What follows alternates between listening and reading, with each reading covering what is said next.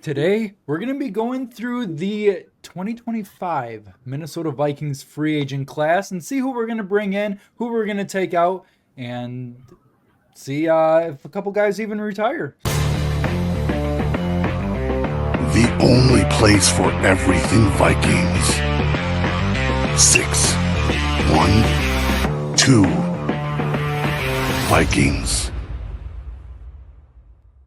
Welcome back to the 612 Vikings podcast. I am Dustin, as always, alongside Drew. Drew, how we doing? We're 1 week away from the Super Bowl. This week we got the Pro Bowl. Really, nobody really watches that, but Super Bowl, we got Chiefs and Eagles. How we feeling, Drew? It's unfortunate to see what the Pro Bowl has become. It seems like when we're older and we have kids, we're going to be, hey, I remember back in the day, the Pro Bowl used to mean something. Now it's like this clown show playing dodgeball. It's a participation bowl, is what JJ Watt said. So, it's kind of unfortunate to kind of see the players not really care as much, and you're starting to see this weird like epidemic happen in a lot of sports. And credit where credit's due. Baseball's still the only sport where the All-Star game really means something. So, maybe it's one of those things where maybe they have to incentivize it a little bit. Maybe it's, one thing goes for the team that wins the Pro Bowl. Maybe they get a bonus if they actually try. But it's kind of unfortunate to see what it's come through. But, we're just excited for the Super Bowl and, getting ready for the Vikings offseason in the meantime. Oh yeah, how are you feeling about the Super Bowl? I know a lot of people are kind of torn on that. I honestly don't mind it. I told a lot of people that I don't care what the Chiefs do. They can win the next 20 Super Bowls. I honestly do not care. Unless they're playing the Vikings, then yeah, I want the Vikings to win, but Chiefs, I could care less. Eagles, I just hope that they beat the Eagles, honestly.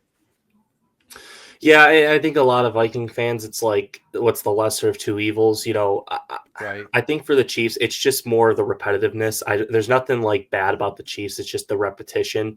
Just Mhm. kind of getting something new and interesting. I think that's kind of why a lot of people were really into like that Rams Bengals Super Bowl from a couple years ago, because they were two new teams. But Yeah. like I said, I never really had any gripe with the Chiefs by any means. Maybe it's just because they're in a different conference, but it's just one of those things you just kind of have to sit back and just watch greatness really unfold. And then on the other side with Philly, I think they're starting to maybe come into that a little bit. They've been to two Super Bowls now, and I believe 3 years. So they're starting to get Yeah. things going. They're just finding guys and plugging and playing them, and they're just not really stopping. But biggest thing we'll kind of talk about a little bit more with Philly and an upcoming free agency a little bit more. But Yeah. it is kind of interesting to see that these two teams are still competing at the top, considering how fast things can change in the NFL.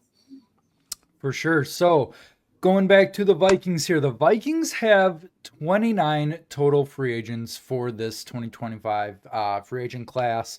And, a lot of teams have a lot more, have a lot less, whatever it is. We're going to kind of go through down the line, see who we want to keep, who we want to let go, and just kind of go down through 29 different players and then possibly look at who we want to bring in for free agents as well to kind of replace the guys that we do let go or just depth guys or whatnot. So let's kind of go down the line here. We'll start with a guy like Cam Robinson. The Vikings traded for him after Christian Darrisaw went down in the Rams game with a leg injury. Cam Robinson is 30 years old, kind of on that older threshold. He's going to be looking for left tackle money in this free agency class, and I put out on Twitter that I wouldn't mind seeing him move to guard, but a lot of people weren't really with that, because he does want that left tackle money. But it'd be a cool experiment to see. Drew, what's your take on Cam Robinson? Yeah, he's not coming back. As much as Viking fans or all these media outlets say, well, he could move this, you could do that, but it's never going to happen. So Mm-hmm. with Cam Robinson being, I believe he's the top left tackle available in free agency. He's going to get more money being a left tackle for another franchise more than being a left guard. So especially with this being his last payday, he's 30 years old. So he's going to be looking for his last big payday before, he's going to start moving around to other different teams, kind of being a journeyman until he retires. So he's got to play this one right, and moving to left guard and getting a less, money on that last contract is not the right play, in my opinion. He's going to go to another team. So he was a nice little plug and play guy. Kind of kept the season alive for us when we were we had one loss when Darisaw went down until it became two. Then we won a 9-game win streak afterwards with him starting. So he did his job. We didn't really give up too much anyways for him. So I think he's a guy that you can kiss goodbye in free agency. Yeah, with my prediction too, I also put in the let go kind of column. You just don't have room for a guy like that. Starting caliber tackle, if anything, and he's going to be a starter somewhere, whether that's the Chiefs or whatever other team needs a left tackle or right tackle if he wants to move. So next one, Sam Darnold, the quarterback that led us to this magical 14-3 season. 28 years old, great season, but honestly, for me, I don't re-sign Sam Darnold. I let him go get paid somewhere. This is your one and only chance to go get paid. I think the Vikings have a different mindset with how this team is going to go into the future. I don't think paying Sam Darnold 35 plus $40 million, whatever it is going to help this franchise. Drew, what's your thoughts? Yeah, I think this is a scenario where you could potentially look at a tag and trade. Some fans have kind of thrown that out. Some analysts have thrown that out as an idea. A lot of analysts also seem that they want the Vikings to keep him. I think it's time for Sam to go. I think, you got to give J.J. McCarthy the time. You've drafted him in the top 10. He's your highest drafted quarterback in franchise history. I believe he has a lot more talent coming out in this draft than Sam Darnold does right now than what he can give you. I think the ceiling's higher with Minnesota with McCarthy than it is with Darnold. I think this is just a scenario where if you could see if some teams are interested in taking them at the franchise tag and a tag and trade, when you can restructure that money, make it into maybe potentially an extension, then maybe add some void years onto that. So that way you can secure Sam Darnold. So I think that's the route you could go. I think in that, I think it would have to be no lower than a third round pick, because if you let him walk, you're going to get the third round comp anyways. So I'd say anything less than a third is one where you just let him go in free agency. That's where the starting point's going to have to be. So I think this is a guy you just end up letting walk in free agency as well. Yeah, for sure. And we've definitely had our moments where we've fought a couple people on why Sam Darnold should or shouldn't walk. And I think we've been on the side that we should let him walk. And I think we might be winning that battle. So third person here, Mr. Harrison Smith. I kind of made up like a third column here because I don't know if you really keep or let go of Harrison Smith. I think he end up retire. If you do resign him, I think it's going to have to be a cheap deal, like what he's been doing. But at 36 years old, definitely on the older side, verge of retiring. I wouldn't be mad if he does retire. I wouldn't be mad if we did keep him on a cheap deal. Yeah, I think this is just a scenario where you kind of sit down, you talk it over with him. I think he knows if he does come back for another season that it would have to be on a very team-friendly deal. He's going to be 36 next season. I think anything like in the range of around $5 million is kind of where the Vikings would kind of look. But if he retires, it'll be $9.5 million dead on your cap coming into this next season. So it'll be a little bit of a dent. But, I think, like I've said, I spoke to Dustin off the record. I think 2026 is really the stride of where you're going to start seeing Minnesota, if they play their cards right, where they could see a potential Super Bowl window really open up wide. I think this is going to be the year where it's the coming out party. I kind of just for reference, like, a team that I always think has been forever cursed coming off of a rebuild. I always kind of point to the Cubs from the 2010s. 2014, that's when they were starting to trend in the right direction. I think we started seeing that in 2023. We saw some guys that we had drafted really start to come into their own, like Jordan Addison, Ivan Pace. I think this year was the year where it was the coming out party. It's like, all right, these guys are developed. You had some guys take some red shirt years. And then I think next year's the year where you're going to start seeing them really compete hard. And then 2026 is where everything opens up wide open. So I think with that, with Harrison Smith, I think it's just one of those things where you just kind of see where his mind's at. But if he does retire, it will be $9.5 million dead as well on your books. So just kind of see how it goes and how it goes by just kind of seeing where his head's at. He's got some time. I think it's he's got to make a decision by March. So he's got a few more weeks left before he makes it official, but we'll kind of see where that goes. It's kind of a to be determined, I should say, going into this free agency cycle. Yeah, it's going to be a sad, sad day when Harrison Smith retires because that's a lot of that's a player that a lot of fans grew up with. Basically, you and I both kind of grew up with Harrison Smith. A lot of the, I guess, younger generation saw like the back half of Harrison Smith too. But the next oldest guy in that corner safety room too is Stephon Gilmore. He's going to be 35 years old, and I kind of put him in the retire bin as well because we've also seen I don't know if you saw this too, but there's a graphic today that they were both kind of contemplating retirement, and regardless, I don't think that the Vikings keep him even if it is on a cheap deal. I think he's kind of ran out of gas per se. Maybe he signs another cheap deal with another team, kind of that second string corner, maybe, if anything. But I do think that Stephon Gilmore also retires. Yeah, I think it's the same thing as Harrison Smith, kind of see where his mind's at. But if he does come back for another year, I think for me, it's just if the price is right, I wouldn't hate it that he comes back just because you kind of give a veteran corner in the DB room, the CB room. So I think it's one of those things where it's like if he can get him for, I wouldn't say the vet minimum because he's going to ask for a little bit more, but like if you can get him for like it's kind of the same price as Harrison Smith, I wouldn't hate bringing him back for another year. Just because, if you potentially draft another rookie corner in this first round, I think, he could use, it would really help with some guidance from, Stephon Gilmore to kind of see where he's at. Some guy like Siobhan Ravel, who's, coming from a smaller conference, not as those top tier players that he's going against, week in, week out. Things are going to change pretty quickly. I think he could, be beneficial to have some guidance. And, as a CB2, I don't think it's one of those things I would hate it too. So, I think for that, it's just one of those things that might be between Shaq Griffin and Stephon Gilmore and whoever wants to, come on back for a team-friendly deal. I think that's just kind of where I'm at with Gilmore, just kind of see where those guys are at. Just another TBD, kind of like Harrison Smith I just said earlier. Yeah, two quick points on Gilmore too is one of them is he could kind of take like that Terrence Newman role where, he was a decent player, but, could also be that coach on the field as well. Just kind of help out the younger guys, whoever we do bring in. And I guess I forgot my second point, but I guess that was the most important in my head right now. But keeping in the defensive back room is Byron Murphy. Not the rookie of the year Byron Murphy, the cornerback Byron Murphy.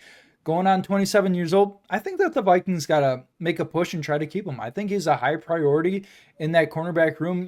If you do lose Gilmore, Shaq Griffin, which we're going to talk about in a little bit here as well, you got a thin cornerback room if you let, most, if not all of these guys walk. And I don't think you really trust that. I think you got to at least sign the youngest of all three of these corners that are hitting free agency, like Byron Murphy. Played really well this last year, had 6 interceptions, had a good streak of interceptions in a couple games as well too. So Byron Murphy, what's your take on keeping him or letting him go? You got to keep him just because of the versatility that he brings to the table. Coming off the year that he's had, if you let him walk, you're going to have a really depleted cornerback room. So with him being 26, 27 years old, he's a guy you got to retain. In those scenarios where potentially you have a team that goes 5 wide in the end of a game, you'll have the bodies to match up on it. So you have a Josh Metellus that can play that nickel role, and then Mekhi Blackman coming back along with Byron Murphy. So that kind of covers your bases there. Then potentially if you look at Shaq Griffin or Stephon Gilmore, if they're there, they can be bodies thrown out there as well. So I think he's a guy that you got to keep. He's a nice versatile piece. He's starting to hit the prime of his career, and I think we're starting to see that now with it being in Minnesota. I think he's starting to pick up that Flores scheme. He's a guy that just came off of a 6 interception season. Was top 5-ish in pass deflections as well. So I think he's a guy that you got to keep as well. Get a guy that's in their prime and potentially could be an elite CB2 or, a bridge CB1 to say the least. Yeah, I know you're talking about the Brian Flores system too, and year three of Brian Flores, it's looking like. So I'm super excited about that. I know you're super excited about that. There's not really many teams that get to retain coaches like that, coaches schemes, stuff like that. So year three of Brian Flores is going to be huge for the Minnesota Vikings, and then another year of obviously Kevin O'Connell, which he got that. I think somebody said it was like a 5-year contract extension. So now that we have the years on that, that Mhm. should be pretty good as well for the development of JJ McCarthy, the future franchise quarterback. So next corner we got is we talked a little bit about him was Shaq Griffin, coming in at 29 years old. I wouldn't mind re-signing him just on a team friendly deal though. Nothing more. Can't really be asking for a lot more. Hitting on the verge of 30 years old. Shaq Griffin. What's your thoughts? Yeah. I mean, he didn't have a bad year. He was No. just kind of a guy that was just kind of there. He came up big in the Arizona game, which I attended, had the game sealing interception. So he's a guy that's 30. It's when you start to kind of see the corner start to take a step back. And he's just not the guy he once was when he was in Seattle, where he was just in very, very good CB1 for Seattle back then. So I think it's just one of those things where it's just if the price is right, if you can come to an agreement, all right. And if you let him walk, that's fine too. As long as you just have a plan that you can go sign somebody else of that caliber at the price that you want to sign him for. So, I think he'll definitely test out the free agent market, see what's kind of out there, see if he can pick up another 1 year deal. So, I think it's just one of those to be determined things too. And also, depending on the Stephon Gilmore thing too. So if he retires, maybe that, his asking price, increases a little bit because, that leverage that the Vikings could have could be gone if he retires. So, I think it's one of those things where, like I said, it's just a to be determined sort of thing, just based on, where the chips fall and all that.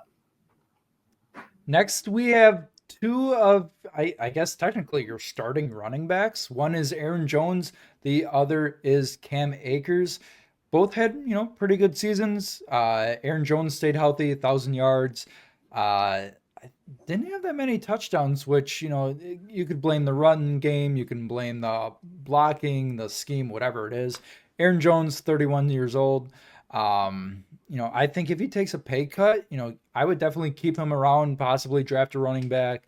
And then with Cam Akers as well, he's still young, 26 years old. I mean, coming off two Achilles injuries, you're kind of holding your breath when, he's running the ball. But Cam Akers, I would like him back as well. I don't know if he's like your running back one, but he'd be a good depth guy.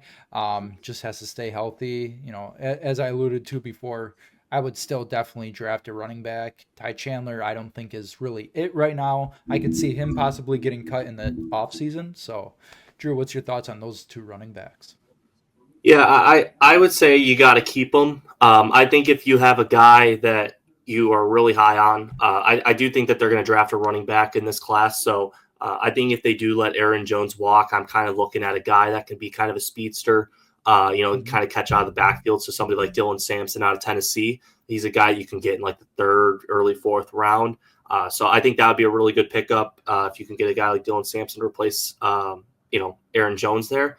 And maybe you can get one of those power backs in free agency. So a guy like AJ Dillon, he had a I bad would love year. that. Yeah, bad year last year or 2 years ago.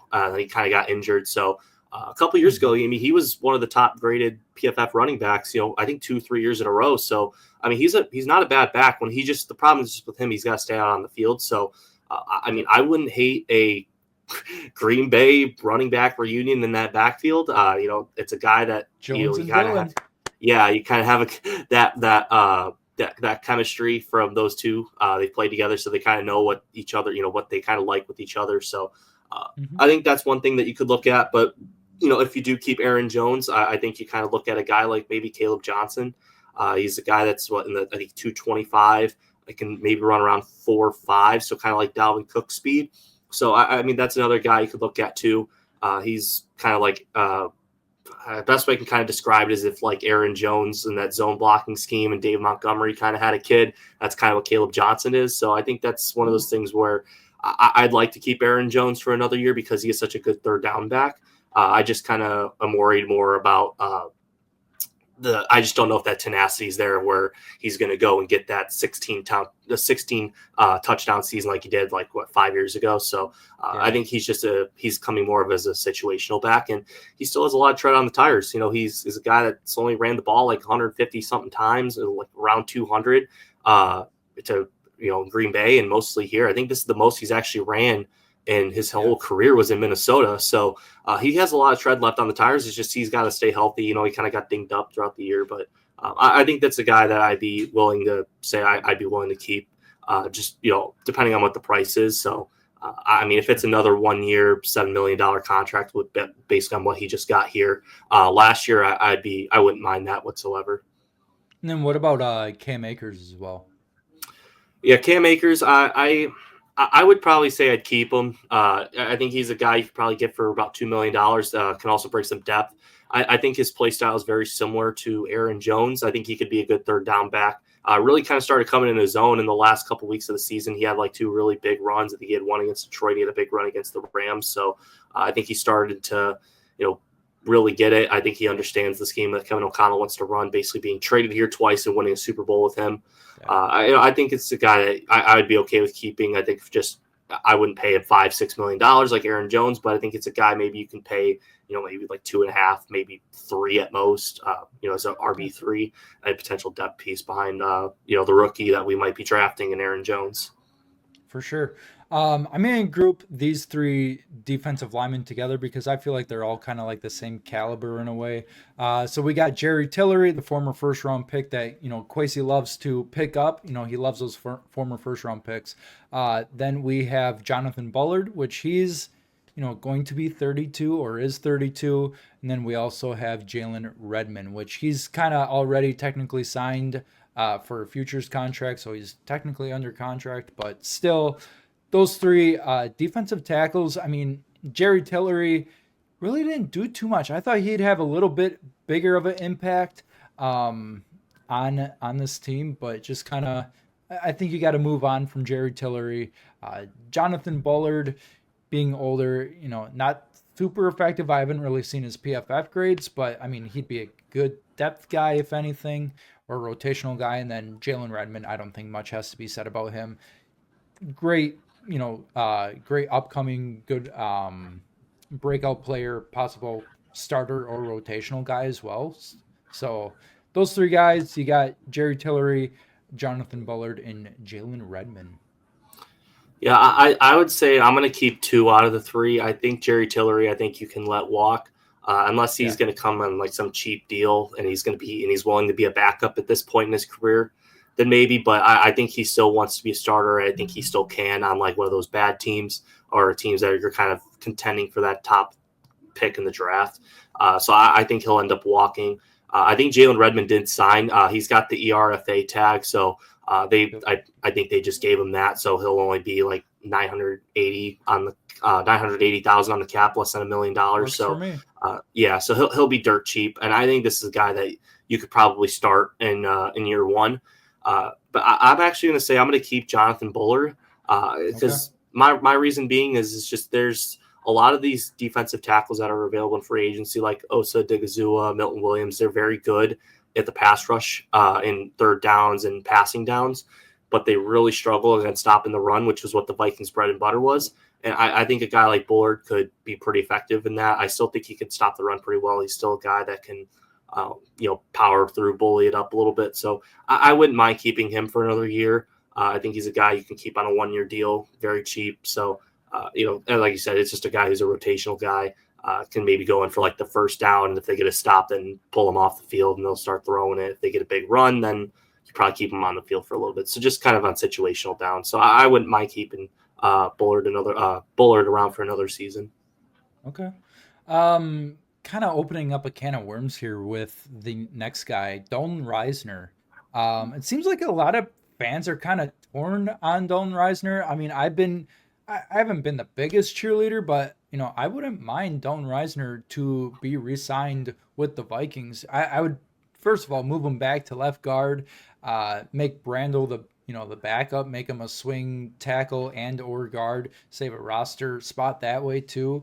And the reason why I say I'm going to open up a can of worms because looking in the free agency class, a lot of fans want Trey Smith too. So I think Trey Smith should be your right guard. And then if I had to project, or my wish list at least, it go Darisaw, Reisner, Bradbury, Smith, and then O'Neal. That'd be kind of like my best case scenario offensive line. But what's your stance on Dalton Reisner?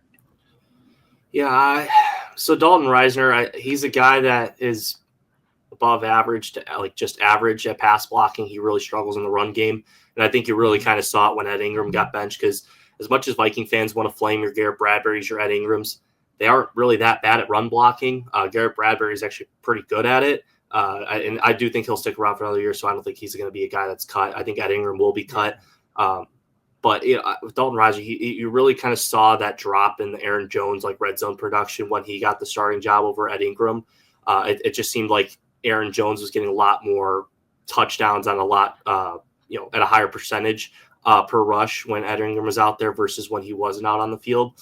And I think that's something I've said during the offseason last year was if you could have Dalton Reisner's pass blocking and Ed Ingram's running ability or run blocking ability, you get like a very solid, average to solid guard, which is something you could live with. But the problem is you can't have them both on the same field. So I think he's a guy that, based on last year too, he wasn't getting a lot of calls. He didn't get signed, I think, until after OTAs or right around OTAs, if I'm correct. So right around training camp, yeah. Yeah, around training camp. So I think he's a guy you let walk, and it's one of those things where you say, "Hey, go see what your market's, the market is out there. If somebody wants to see you be a starter, go ahead." But I think he's a guy you could potentially see as a backup, and then maybe there's some talk about Walter Rouse going into inside, so you can have two backup guards, and maybe you keep Randall as a swing tackle, or maybe you keep Randall as a guard, you make Rouse your swing tackle. So I think that leaves a lot of options if you could keep him for another year as a backup, which I wouldn't mind.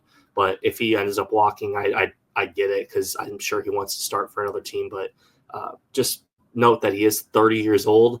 Not a lot of teams are looking for 30-year-old guards who are just average. So that, Right. Especially with this class that's coming in right now. So and there's a lot of guys too in this draft that could be kicked inside to guard. So I just don't think that there's a big market for him to be a starter. So I definitely could see him returning as a backup, but maybe just being a backup on some other team as well. Maybe they just want to start fresh. So I think it's just kind of a test out the waters in free agency and go from there. Yeah, I've been kind of on the same train as a lot of other people about, the whole Cam Robinson and now Walter Rouse kind of moving from tackle to guard, where, it works for a guy like Mekhi Becton and then maybe a few other guys, but, have a guard to play guard, none of this shifting around tackles to play guard, centers to play guards, guards to play centers, whatever it is, like a Dan Feeney. I know he can probably do a little bit of both, but just get a guard to play guard, a really good guard too, like Trey Smith. Just plug and play, great player. Fix the rest of your offensive line, at another time too. So just kind of go from that. So next guy we got, Johnny Hunt. So before we go into the Johnny Munt thing, I just wanted to bring this up about the guards to tackle thing. So for a lot of Viking fans, I think this really kind of stemmed from the Ezra Cleveland thing where we drafted him as the left tackle. A lot of people thought he'd be the left tackle of the future. They moved him to guard. Tackles moving to guards does work. You just got to find the right guys and the right coaches to get it to work. I know you mentioned Mekhi Becton. Cam Jurgens was a guard before he became center for the Eagles under Jason Kelsey. Roger Saffold was drafted as a tackle, moves to guard. Joe Tooney, all-pro left guard, was drafted as a left tackle, got moved to guard. So it does work. It's just you got to get the right coaches to get them to do what they're supposed to be doing. So I don't hate it. And it's actually easier transition to go from tackle to guard than it is from, like, say, guard to center or guard to tackle. Right. It's not that big of a transition. It's really fairly easy to. It's just you got to get the right guys to do what they're supposed to do. And actually, I could probably make the argument that being a tackle, moving to guards, a easier transition than it is to be just a straight up tackle. So I just kind of wanted to say that, with all that, it does work. It's just you got to have the right coaching staff to get them and develop them and have them understand what they're doing. That's really all it really goes into. So I think that's just what it is mainly, more than anything. So I think you kind of went on the opposite, but I do think it does work. You just got to find the right guys for it. I feel like if Cam Robinson was drafted as a guard, like if he was already a guard, I feel like he'd be a pretty solid guard already. Or if he didn't pan out in Jacksonville or whatever it was, if they did move him to guard, I feel like he'd be a pretty solid guard. But Yeah. um, that's Yeah, you just besides the need point, I guess. you need tackles that Yeah, a lot of tackles that do move to guard. They have those shorter wingspans. So I know when Rashawn Slater got drafted a couple years ago, they were saying, "Oh, well, he could be a guard." Well, it's because he doesn't have the big long wingspan to really kind of get up and under, and that's where you kind of start to see those tackles moving to guard be a lot more successful. Like Zach Martin, all pro year in, year out, had the shortest arms I've ever seen. And he was a all pro every single year, it felt like. So it actually feels like it might be more of an advantage to have shorter arms because it means you get lower leverage to go up and, kind of get that leverage go up and under for the run yeah, blocking. Like I said, it does work. I'm not a really big fan of like tall tackles moving to go because there really isn't that leverage. And I think that's kind of why we saw Blake Brandel look really inconsistent or even struggle, is because he's one of the taller tackles we have. I think he's 6'7". So I mean, he's like on the top end of being a very, very tall guard. So yeah. just for reference, I think Randall McDaniel was like a 6'3" guard. So they're usually on the shorter ends of interior. The interior is usually a lot shorter than the tackles. Short and So thick. yeah, I think that's just the main issue more than anything. Is it's just mismanagement of your team and mismanagement on our scouting department, thinking that guys can move to guard when they're a true tackle. So like I said, it does work. You just got to get the right guys or understand their abilities if they can move to guard. Okay. I'm gonna go through maybe a couple more, I guess, key guys, and then the rest of like these depth guys, I'll just kind of ask if you want to fire rapid fire, just keep or let go. Guys like a Brett Ripon or a Jeremy Flax or whoever it is. So, let's go next. I'm gonna skip Johnny Munt for right now. Let's go with Brandon Powell and Trent Sherfield, two special teams guys, both wide receivers, kick and punt return. Who are we bringing back? Who are we keeping? Are we keeping both? Letting go of both? Keeping one or the other? What are we going with? I think you got to keep Trent Sherfield around at this. A lot I of the agree. zone stretches. It's really nice to kind of have him out on the field to be a blocking wide receiver to kind of get you those extra couple yards that you need. When they try to disengage, you might end up losing a couple yards. And if you have a guy like Brandon Powell, who's not really necessarily the run blocking wide receiver, with him being on the shorter end, um, I think a guy like Powell, I think you got to let walk. He's been kind of below average with the punt returns. I think, it's not that he's had the drops, he's consistent catching it. And I know that's kind of what we've all asked for, but I think now it's time where you can start to transition all right, we need to find that elite punt returner. So, and there's some guys in this, I think that's a guy you could potentially draft in as a UDFA. A guy I kind of look at is LeJonte Wester out of Colorado. He had a really good punt returning season. So there's guys there, and you could just bring in some UDFA. So I think a guy like Powell, you can end up walking, especially with him probably wanting to be a wide receiver 3. I think with him losing that job to Jalen Naylor, I think you let walk. Hmm. Sure. Yeah, I feel like you can find someone better to return punts. We need that prime Marcus Sherrills back, someone Yeah. like that. And the guy that you mentioned, I think would definitely fit the job description. So, Yeah. And also um, just remember too, Brandon Powell is 30 years old too. So, and that's kind of yeah, when we saw the fall off of Marcus Sherrills was around that 30 mark. that And is true. yeah, and I think I think the fall off might happen sooner rather than later with him. Sure. Yeah, just being older, it's, you're not as young, obviously, and those knees, they get older. You're not as fast. So, let's stay on the topic of special teams, and we'll go with Mr. Ryan Wright. 25 years old, very young. Had a really good rookie season, I think, and then just kind of has been ever since. And I think it's time that we move on from Ryan Wright. I mean, he has a big leg, but I think accuracy really has been his downside, and I think we need somebody that has a little bit of both. You don't need to boot it, you know 85 yards down the field. You just need to pin him when you need to pin him, and I don't think Ryan Wright has really been doing that much as of this last season or 2 seasons ago. His rookie season he's been really good, but ever since just kind of Yeah, I think Ryan Wright, I think it's a guy you kind of test it out and see where he feels like his market is in free agency. I Mhm. believe he is a restricted free agent, so you do have the option to match on what the team's offering him too. So I think it's a guy you can definitely let test the waters out, have an offer on the table for something kind of out there, and kind of see where he's at. I think I'm not 100% sure if he's a free agent, but Jake Camarda, kind of had a down year last year, but 2 years ago and during the Brady years in Tampa, he was really good in Tampa. And he is also very young too. So around the Ryan Wright age, I think he's a guy that you can end up trying to see if you can get a better player out of it. Potentially J.K. Scott from the Chargers. So I think you kind of explore it, kind of be non-committal with it, but be willing to take him back if need be. Yeah. Let's see.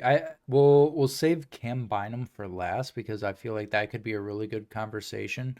We'll go with Jihad Ward. He's an interesting free agent because at 31 years old, still honestly really effective because he's kind of gotten the assist for Jonathan Grenard, Andrew Van Ginkel, just to kind of hug up that middle of the line, really, to get those one-on-ones for Van Ginkel and Grenard, where Jihad Ward has gotten some of that QB pressure on his own, but also has kind of opened up, like I said, lanes for Grenard and Van Ginkel. So at 31 years old, obviously a little older, you kind of want to get a little younger there too. But what are your thoughts on Jihad Ward?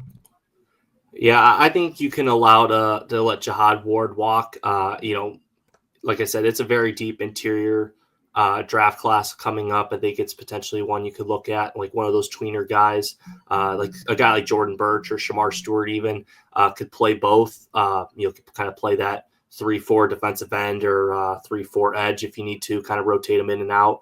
I think he's a guy you can afford to let walk. I don't think it'll be a guy where he's going to all of a sudden figure it out at 31 years old. He had 6 sacks from 2 years ago. I think you were kind of hoping you were kind of trying to find that DJ Wanham-esque kind of guy, or have a season like Patrick Jones just had, where they kind of just like, oh, they had like this many sacks, really, it's kind of shocking, but not like where he's a game changer. So I think that's kind of what they were hoping out of him. He didn't really meet that expectation. It's not that he was bad. I just think it just didn't work out, and I think it's a guy that you can afford to let walk. Yeah, I don't think there's really any hurt feelings over Jihad Ward being let go. So can always Mhm. find a guy to replace it. And I think you got a lot of good guys in that D line room as well that can rotate in and out. So um, we'll go with a couple others here, and then we'll kind of do our rapid Here, fire. I'll So give you one here because I know this one's a big talking point. Is Daniel yes, Jones? Daniel Jones is Daniel a really big talk. Jones. Yeah, yeah, he's a big talking point. Okay. Does he get another year under the Kevin O'Connell system, or really kind of sit back and learn and observe, or does he go and walk free agency? And I think he's a guy that So is, yeah, he's a guy that is going to probably get what Sam got last year, which was a 1 year, $10 million deal. I think a team maybe like if Vegas could look at him, just because the fact that they're really not in that top tier market for quarterbacks. If the Browns or Titans take him, they're kind of in this SOL kind of scenario where, because I feel like the Giants are just going to take a guy anyways. And potentially the right. Giants could be in that SOL scenario too. And I don't think they're going to want to take Daniel Jones back, but No. it's kind of a catch-22 if you're those two teams. I don't think the Steelers are going to be interested in getting them by any means too. I think they're going to try to go all in on Sam They're Darnold, gonna or have Sam potentially, Darnold already. yeah, they'll have Sam Darnold, or I mean maybe even Justin Fields be the quarterback there. So Yeah. I just don't know if there is a starting spot for him right now. I mean, I think that's kind of one of those things where it might be a wait and see, kind of see where Sam Darnold goes. If Darnold goes to Las Vegas, there really isn't any other team I could see him going to. I mean, maybe the Browns, but I've heard they might be in on Kirk if he's asking for the vet minimum on a 1 year deal. You can maybe look at the Browns if they don't want a quarterback, if they want to maybe go bridge until the Deshaun contract's fully done and over with, or maybe the Titans if they really like Travis Hunter, maybe they go to give Daniel Jones a 1 year deal. So I think with a guy like Jones, I think it's a guy that I think the Vikings would be willing to take back on another 1 year Right. deal. Oh And yeah. if I think it's just one of those things where, like I've said with some other guys, just kind of test the waters in free agency, see what's out there for him. If I don't think he's going to go to a team that's going to take him to be the backup quarterback and just really unravel everything that's really been done that Kevin O'Connell's been teaching him, and Grant Udinski, Josh McCown, and Wes Phillips, and being this around this elite coaching staff. I think he'd rather be a QB2 if he feels like there's no shot for him to be a starter. I think he'll end up returning to the Vikings, and I think he'll actually take even a lesser pay cut or more of a pay cut to join the Vikings back on a cheaper deal. So I think that, like I said, it's going to be one of those things where you kind of see what's out there. You'll take it if there's a 1 year, $10 million deal that a team is willing to offer. You'll definitely take it and run, take the third round comp and move on to 2026 with it, or you keep him around for another season. I don't think that there's going to be any disdain from the fan base or anyone else if he ends up returning for another season. Yeah, no, I think the best place for Daniel Jones is, I think, the Minnesota Vikings, the team that he's on right now. And, I know Purple Daily has been talking about this too, where, the Vikings are the quarterback rehabilitation center for quarterbacks, to kind of not revive their career, but kind of get them back on track.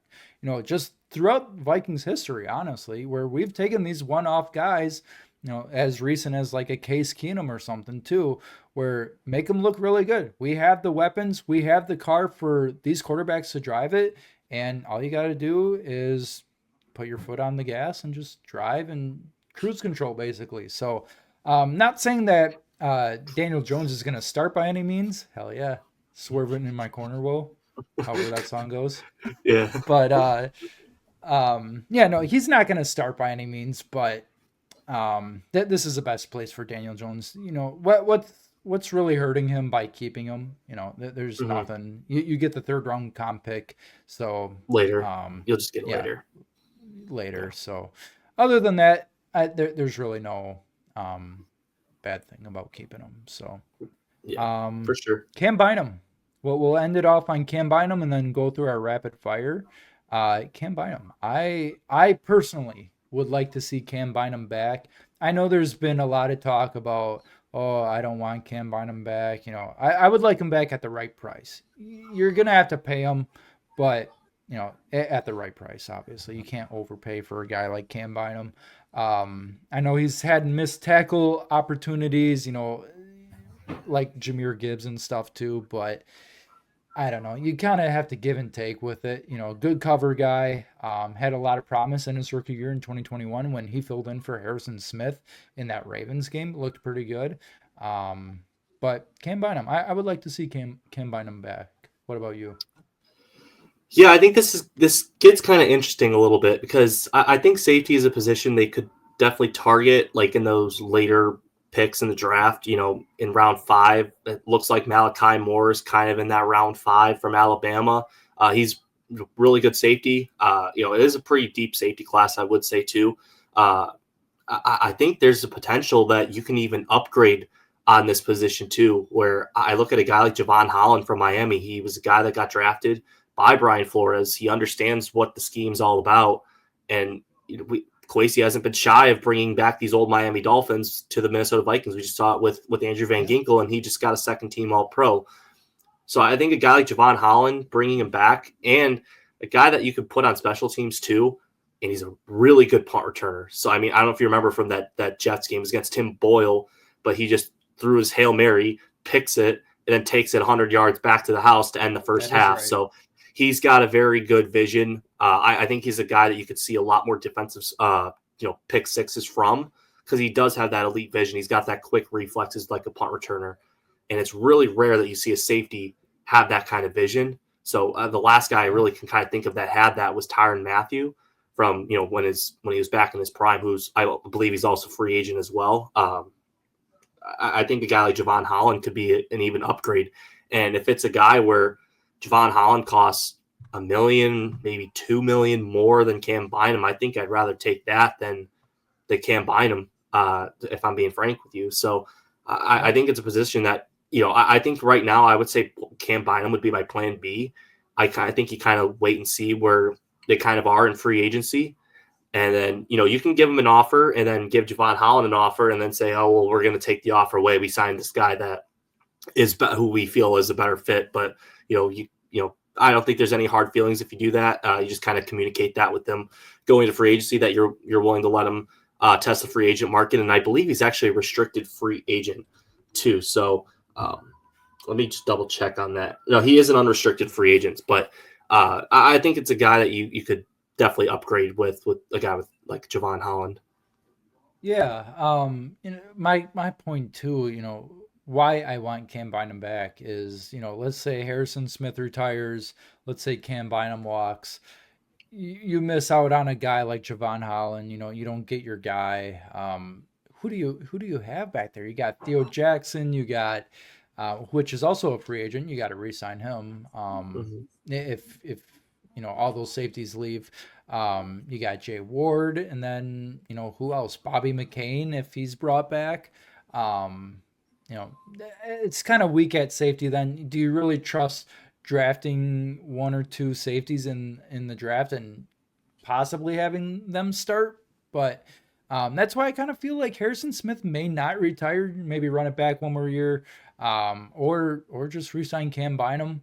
I don't know if you have to do one or the other on Byron Murphy and Cam Bynum. I don't know if you can re-sign both. Maybe you can. Maybe they can figure You something out could. with that. But Yeah, I there's mean, some it'd be a money you good can move secondary. around.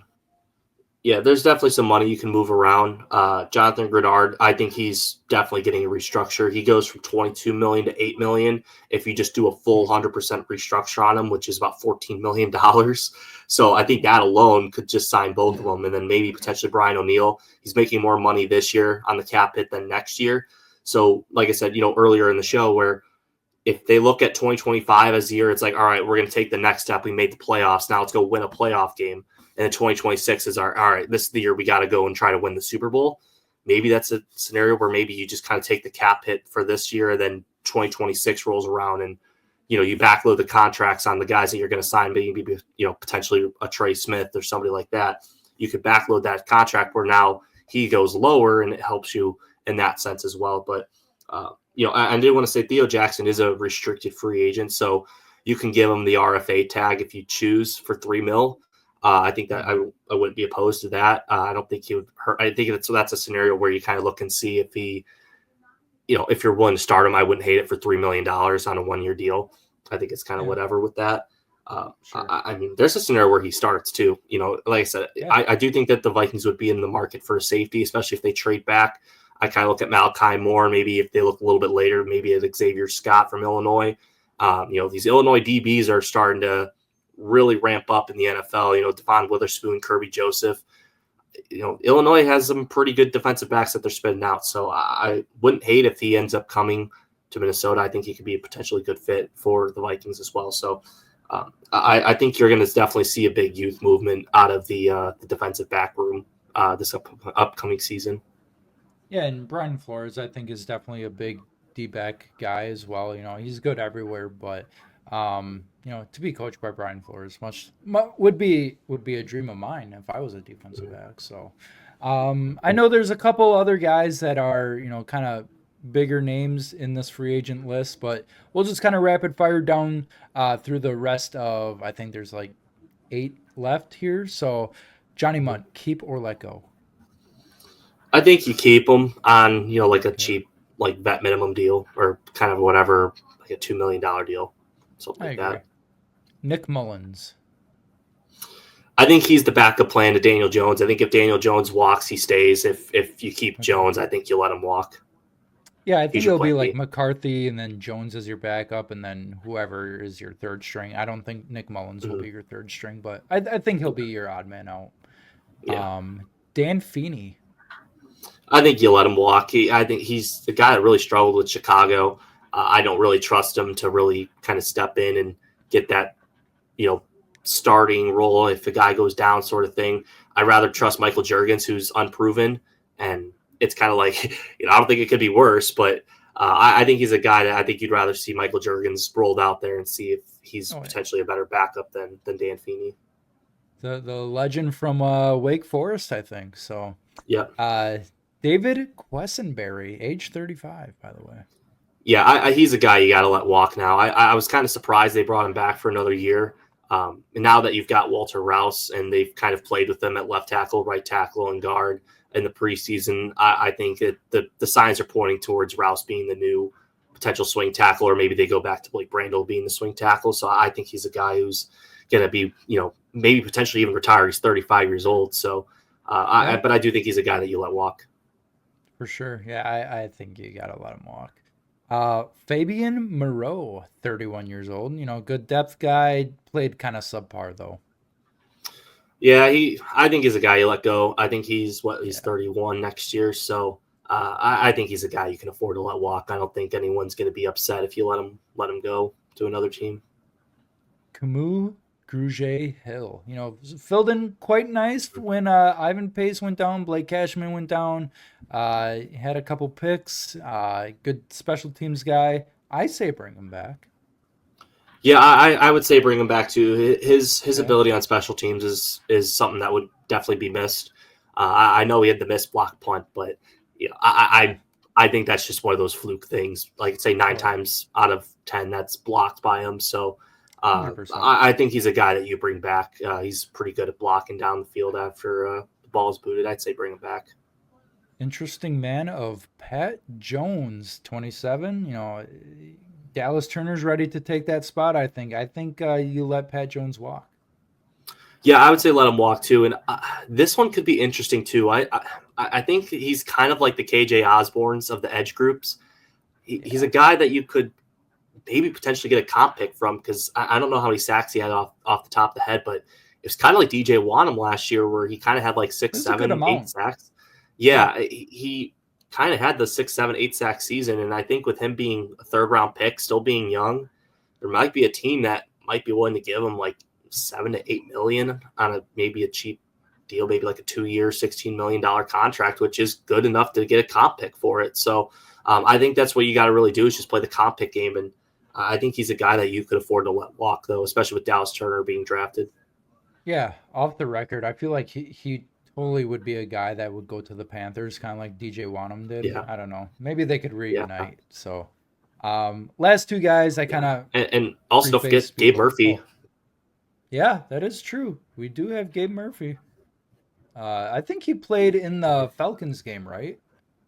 A little bit. He might have. I think he did, because I think Pat Jones I think it was he might have played for a little bit of the Cardinals or Falcons game, something like mid-season, because I think Pat Jones went down. So, but yeah, he's a guy that I think the Vikings really like, and it could definitely be the edge for. For sure. I mean, they gave him a lot of money, didn't they, in the offseason last year? Yeah, I think he was the top UDFA, or like the second best UDFA in the class. I think it was kind of like how people kind of view Shedeur Sanders, Cam Ward. It's kind of like 1A, 1B. So he was kind of like 1A, 1B for the UDFAs, similar to Ivan Pace. And then the 2 guards that I prefaced earlier was Jeremy Flax and Henry Bird, both young guys. In my notes here, I just kind of put LOL because I don't know if you really re-sign those guys, but good depth guys, good to keep around, for practice squad or whatnot. But so I think Henry Bird, I think they gave him a futures contract, so I think he is under contract next year. But for Jeremy Flax, I think you keep him. He'll be a 2nd-year player next year, especially with him being, you can give him the ERFA tag. He'll be really cheap. You can give it with little to no dead money. I think he's a guy you keep around as like a camp body, like kind of how he was from the team that he signed with as UDFA. Can kind of rotate him in for the preseason, just kind of have some bodies out there. So I would say keep Jeremy Flax, especially with him being so young. And then that is your list of official 2025 Minnesota Vikings free agents. A little longer of an episode today, but, that's all right. Sometimes we need that. All the times that we haven't uploaded, we'll try to at least get one a week in this offseason. We'll try to come up with something. We'll try. So, Drew, do you want to talk about possible like a free agent wish list, or do you want to save that for another episode? Well, maybe we could do a quick rundown of some guys that are going to be out there. Maybe we could do a little bit of both and kind of go into more depth of, maybe the whys on that. But I guess some names that you can keep an eye on as potential cut candidates. Jair Alexander from the Packers could be a potential cut candidate. Sounds like he's kind of unhappy with Green Bay. I think with Jordan Love's contract about to kick in. I think they're starting to prepare for that. And he's been a guy who hasn't really seen the field for him that much. So I think that would be interesting if you could sign him. I think if he does hit free agency, he's instantly cornerback one in the free agency group. So I think he's a guy that could definitely be an interesting one. But another guard could be Joel Bitonio. A little bit on the older side. I think he's going to be 34 next year. Hasn't had that elite season yet, but from what we've normally been accustomed to the last couple of years. But he could be a nice plug and play guy, and potentially Wyatt Teller on the other end could be a guy that could be available too. So there's some good players out there that could be cut this upcoming season. So just kind of keep an eye out for that. Once the new league year starts, you'll start to see those guys start to be released. So we'll kind of go into a little bit more on some players that could be cut and some free agents that kind of fit what the Vikings are kind of looking for. But those are just some three guys that I find the most interesting. Yeah, for my free agents, like you said, we'll kind of go over this in a more in-depth setting in another episode. But guys, I would like to see is a guy like Jeremy Chin. If safeties are gone for the Vikings, Tutu Atwell, Kevin Zeitler, Javon Kinlaw. Kwesi likes his first round picks, so just to kind of name a few, some good names to keep an eye on. So. Yeah, we'll probably be around here at the same time next week. And we will go over maybe draft, free agents, whatever we want to go over. So with that said, thank you guys for listening. Make sure you guys like us on YouTube. Go follow us and listen to us on Spotify and Apple Podcasts, 612 Vikings. And we'll see you guys in the next episode. Skull Vikes.